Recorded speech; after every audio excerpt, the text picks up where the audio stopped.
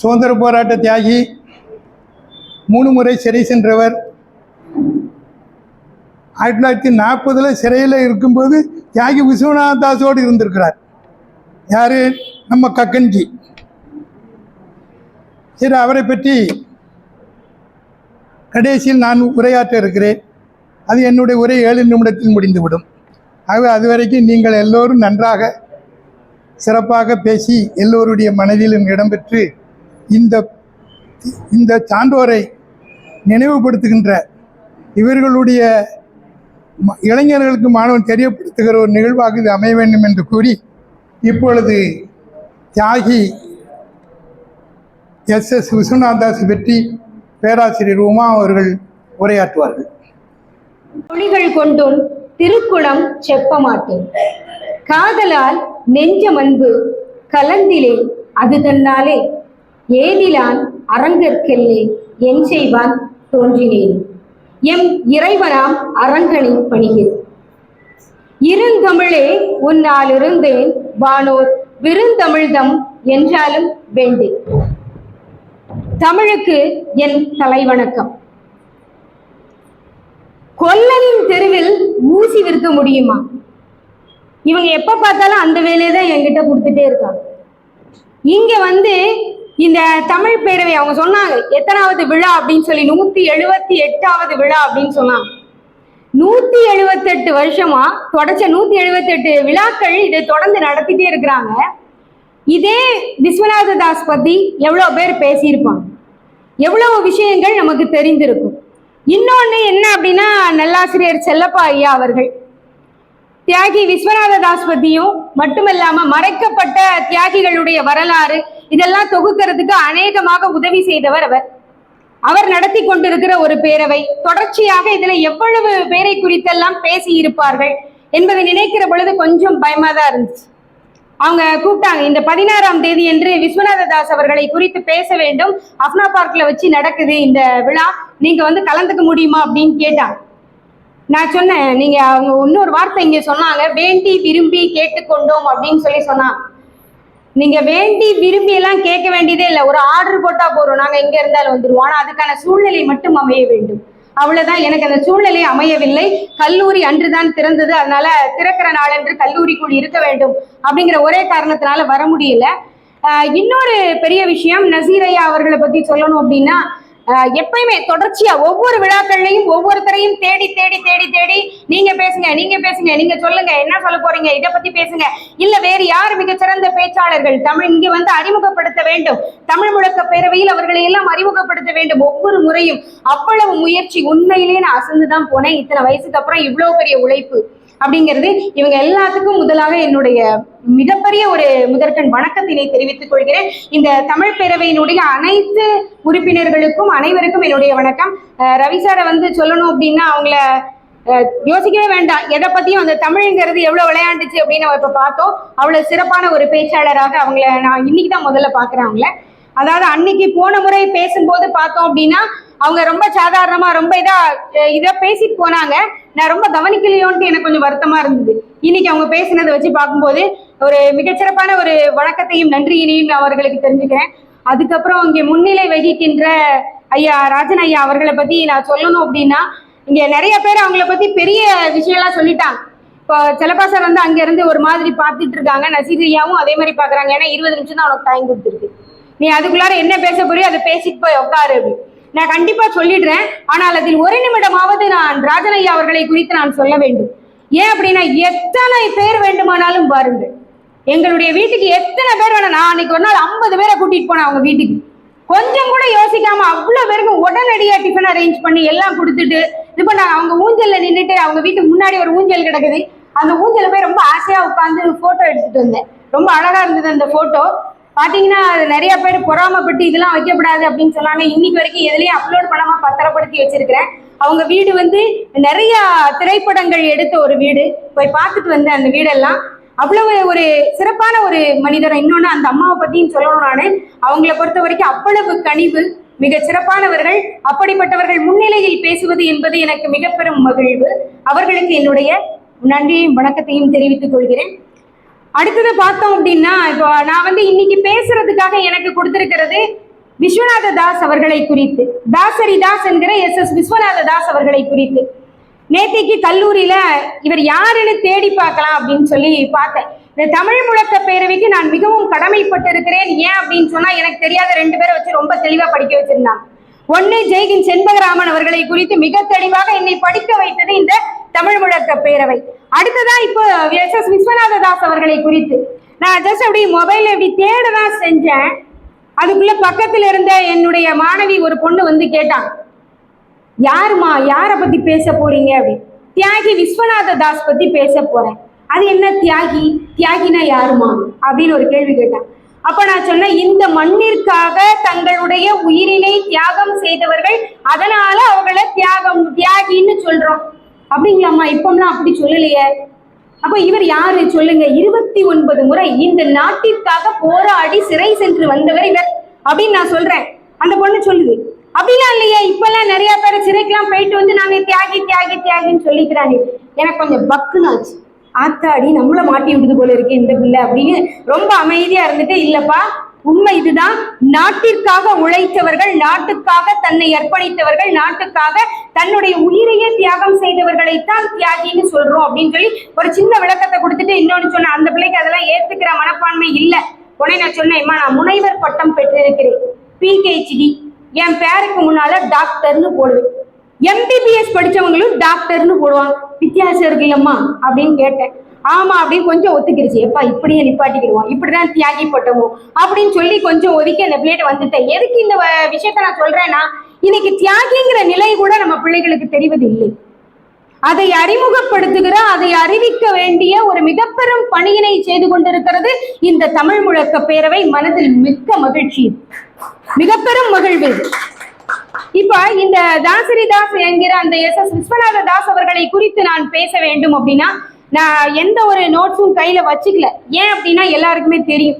ஆனா யாராவது ஓரிருவருக்காவது புதிதாக இந்த விஷயங்கள் சென்று சேர வேண்டும் என்பதுதான் என்னுடைய ஆசை. 1886ஆம் ஆண்டில் பிறந்தவர் அவர். ஜூன் 16, அப்பதான் கூப்பிட்டாங்க, ஜூன் 16ஆம் தேதி பிறந்த நாள் விழாவுக்கு பேசுவாங்க அப்படின்னு சொல்லி. அதனால அது மறக்கல, ஞாபகத்துல இருக்கு. அந்த அளவுக்கு எனக்கு ஆண்டெல்லாம் நினைவில் இருக்காது. ஆனாலும் கூட கண்டிப்பா இவங்களை படிக்கும் போது ஞாபகத்துல வச்சுக்கணும்னு தோணுச்சு. அதனால சொல்றேன் அவங்க கிட்ட. இந்த ஆண்டில் அவர் பிறந்தவர். இவரை பொறுத்த வரைக்கும் பாத்தீங்கன்னா கலைகளில் மிகுந்த ஈடுபாடு உடையவராக இருந்திருக்கிறார். நல்லா பாடுவாரு, நல்லா நடிக்க தெரிந்தவராக இருந்திருக்கிறார். அதனால நாடகங்களில் நடிப்பதை தன்னுடைய பணியாக அவர் செய்திருக்கிறார். புராண நாடகங்களில் மிக சிறப்பான ஒரு நடிப்பினை அவர் தந்திருக்கிறார். இந்த இடத்துல ஒரே ஒரு விஷயத்தை மட்டும் நான் சொல்லிக்கிறேன். 1998 99 என்பது நினைவில் இல்லை. மனோன்மணியம் சுந்தரனார் பல்கலைக்கழகத்துல ஒரு பயிற்சி பட்டறை, நாடக பயிற்சி பட்டறை நடக்குது. அங்க பங்களாதேஷ்ல இருந்து ஒரு ட்ரெயினர் வந்து எங்களுக்கெல்லாம் பயிற்சி கொடுக்க வரார். நாங்க எல்லாரும் நின்றுட்டு இருந்தோம். உங்களுக்கு தெரியும், பெண் பிள்ளைகள் கொஞ்சம் ஏதாவது சொல்லி கொடுத்தா அமைதியா கேட்பாங்க, அதை பத்தி நடந்துக்கிடுவோம். அது மாதிரி நானும் கொஞ்சம் அமைதியா அவங்க எல்லாம் சொல்லி கொடுத்ததை அமைதியா கேட்டுட்டு இருந்தேன். ஆனா பசங்க எப்படி இருப்பாங்கன்னு உங்களுக்கு தெரியும், எல்லாத்தையும் விளையாட்டா எடுத்துக்கிட்டான். அவர் எங்களை கூப்பிட்டு ஒரு பெரம்பு எடுத்து காலு கீழே 2 அறை வச்சார், எல்லாருக்கும் வச்சார். வச்சுட்டு அப்படியே உட்கார்ந்துட்டு ஏங்கி ஏங்கி அழுதுட்டு ஒரு வார்த்தை எங்க கிட்ட சொன்னார், உங்களுக்கெல்லாம் நாடகம் என்பது விளையாட்டு, எனக்கு அது பொழப்பு அப்படின்னு. கொஞ்சம் யோசிக்கணும், அந்த நாடகத்தை எவ்வளவு தூரம் விரும்பி இருக்க வேண்டும், எவ்வளவு தூரம் நினைப்புல இருந்திருக்கணும் அப்படின்னு பாருங்க. அப்பதான் அந்த நாடகம் குறித்த ஒரு பெரிய அறிவுங்கிறது எனக்கு வந்தது. அதுக்கப்புறம் தான் நாடகத்தின் மூலமாக அந்த சும்மா விளையாடுற பழக்கம் எல்லாம் கிடையாது. நாடகம் என்றாலே மிக சிறப்பாக நடிக்க வேண்டும் அப்படிங்கிற ஒரு நிச்சயமான ஒரு இதுக்குள்ள வந்து அதுக்கப்புறம் தான் தியேட்டர் ஆர்ட்ஸ்ல வந்து மிகச்சிறந்த ஒரு நடிகைன்னு ஒரு பட்டம்லாம் எனக்கு கொடுத்தாங்க. அது வந்து அந்த அளவுக்கு பயிற்சி படுத்துது அப்படின்னு பாத்தீங்கன்னா அவங்கதான். இந்த எண்ணங்கள் எங்கே இருந்து வருகிறது அப்படின்னு பார்த்தோம்னா, இப்ப விஸ்வநாத தாஸ் அவர்களை எடுத்துக்கொண்டா, அவர் வந்து சில நாடகங்களை பார்த்தார். அதை பார்க்கிற பொழுது இதை மாதிரி நம்ம நடிக்கணும் அப்படின்னு ஒரு ஆசை அவருக்குள்ள உந்துதலை தந்துதான். அதனால அவர் நடிக்க வந்திருக்கிறாரு. புராண நாடகங்களில் எல்லாம் மிக சிறப்பான நடிப்பினை அவர் தந்திருக்கிறார். இது ஒரு மிகச்சிறப்பான விஷயம். இன்னொன்னு பாத்தீங்க அப்படின்னா, ஆரம்ப காலங்கள்ல அப்படியே புராண நாடகத்தில் நடித்து கொண்டிருந்தவர் தூத்துக்குடியில் ஒரு முறை காந்தி அவர்களுடைய பேச்சினை அவர் கேட்கிறார். அந்த பேச்சினை கேட்ட பிறகுதான், இல்ல நம்ம வந்து கண்டிப்பாக இந்த விடுதலைக்காக ஏதாவது செய்ய வேண்டும் என்று காங்கிரஸ் கட்சியிலே அவர் இணைகிறார். இணைந்த பிறகு அவருடைய நாடகங்கள் எல்லாம் அப்படியே ரொம்ப வித்தியாசப்படுகிறது. என்னன்னு பாத்தீங்கன்னா, புராண நாடகங்களில் இடையிடையே விடுதலை போராட்ட உணர்வினை தூண்டுகிற நாடகங்களை அவர் அமைத்தார். பாடல்களை பாடுவார். அங்கேயே வந்து எல்லாத்தையும் அவ்வளவு ஈஸியா அந்த நாடகத்திலே கொண்டு வந்துட்டு இருந்தார் அவர். இதுல பார்த்தோம்னா, அந்த காலத்து ஆங்கிலேயர்களுக்கு முன்னாடி எப்படி அந்த விடுதலை போராட்டம் அப்படிங்கிறது நடந்ததுன்னு நமக்கு தெரியும். உணர்வு தூண்டல் என்பதுதான் மிகப்பெரிய விஷயம். பாரதி செய்தான் அந்த உணர்வு தூண்டலை. கவிதை எழுதினார், கவிதையாக எழுதினார். ஆனால் கவிதையினை யார் ஒருவன் தேடி பறிக்கிறானோ அவனுக்கு மட்டும்தான் அந்த உணர்ச்சியினை அவன் ஊட்ட முடியும். ஆனால் நாடகம் என்பது அப்படி அல்ல. கவிதையும் ஒதுக்குப்புறமாக வைத்து படித்துக் கொள்ள முடியும். ஆனா நாடகத்தை யோசிச்சு பாருங்க. மேடையில் நின்று நேரடியாக நடிக்க வேண்டும். அப்படி அவங்க நேரடியா அந்த இடத்துல நின்று நடிக்கிற பொழுது பின்னூட்டமும் நேரடியாவே இருக்கு. அப்ப அந்த தைரியம் என்பது விஸ்வநாத தாஸிற்கு இருந்திருக்கிறது என்பதை நினைக்கிற பொழுது நமக்கு கொஞ்சம் பயமாதான் இருக்கு. எப்படிப்பட்ட மனிதராக அவர் இருந்திருக்கிறார் அப்படிங்கறத நினைக்கும் போது, இவருடைய அந்த வரலாறு என்பதை தொடுகிற பொழுது முதலில் இவருடைய சிறப்பு அப்படின்னு பார்த்தோம்னா, இந்த நாடகங்கள் புராண நாடகங்களுக்கு இடையே இந்த விடுதலை விதையை விதைத்த பெருமைக்குரியவர் என்பதுதான் இவருடைய வரலாறில் மிகப்பெரிய ஒரு பாடமாக இருந்திருக்கு. எந்த அளவுக்கு அப்படின்னு பாத்தீங்கன்னா, ஆங்கிலேயர்கள் பதறுகிறார்கள்.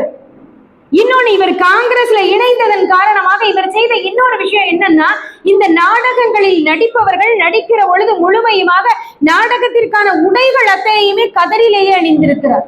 இது எவ்வளவு பெரிய ஒரு விஷயம் பாருங்க. நாடகத்தில் தன்னோடு நடிப்பவர்கள் தனக்கான அந்த உடைகள் எல்லாத்தையுமே கதரிலேயே அணிந்திருக்கிறார். அதுவும் ஒரு மிகப்பெரிய ஒரு விஷயம் இவரை பொறுத்து நாம பார்க்கணும்னா. அடுத்து இன்னும் சொல்லணும் அப்படின்னா, ஆங்கிலேயர்கள் இவரை பார்த்து பயந்திருக்கிறார்கள். எப்படி அப்படின்னு பாத்தீங்கன்னா, 29 முறை இவரை சிறையில் தள்ளி இருக்கிறார்கள். இவருடைய நாடகங்களுக்கெல்லாம் தடைகளை விதித்துக் கொண்டே இருந்திருக்கிறார்கள். அப்படின்னா எந்த அளவிற்கு ஒரு ஆங்கிலேயருக்கு ஒரு சிம்ம சொப்பனமாக இவர் திகழ்ந்திருப்பார் என்பதை நம்மளால புரிஞ்சுக்க முடியுது. அந்த அளவிற்கு ஒரு வேகம் மிகுந்தவராக ரொம்ப தெளிவான நாடகங்களை எல்லாம் அவர் நடித்து கொண்டிருந்திருக்கிறார். இதுல இன்னும் நாம சொல்லணும் அப்படின்னு பாத்தீங்கன்னா, இந்த நாடகங்கள் அப்படின்னு அவர் நடிக்கிற பொழுதே அந்த வள்ளி திருமண நாடகம் என்பது மிக முக்கியமான நாடகமாக சொல்லப்படுகிறது. வள்ளி திருமண நாடகத்தில் முருகன் வேடமிட்டு இவர் நடிப்பாராம். அப்படி நேரடியா முருகனை பார்த்த மாதிரியே இருக்குமா. இங்க ஆங்கிலேயர்கள் இவர் நாடகம் நடக்குதுன்னு இவரை பிடிக்கிறதுக்காக காவலர்களை அனுப்பி வைப்பார்களாம். வருகிற காவலர்கள் அப்படியே நின்று விடுவார்களாம் அந்த இடத்துல. நாடகம் நடந்துருச்சு, உள்ள விஸ்வநாத தாஸ் இல்ல முருகன் இருக்கார். அதுக்கப்புறம் விஸ்வநாத தாஸா வருவார்ல, அப்ப நம்ம அவளை புடிச்சுக்கலாம் அப்படிங்கிறது தான் அவர்களுடைய எண்ணமாக இருந்திருக்கிறது. ஒவ்வொரு நாடகத்தையும் இடைநிறுத்தம் செய்ய சொல்ல ஆங்கிலேய அரசு கட்டளையிட, ஆனால் ஒவ்வொரு நாடகத்தையும் இடைநிறுத்தம் செய்யவே முடியவில்லையா. அந்த நாடகம் முடிந்த பிறகு கீழே வருகிற பொழுதுதான் இவரை கைது செய்திருக்கிறார்கள் என்பது எவ்வளவு பெரிய விஷயம்னு பாருங்க.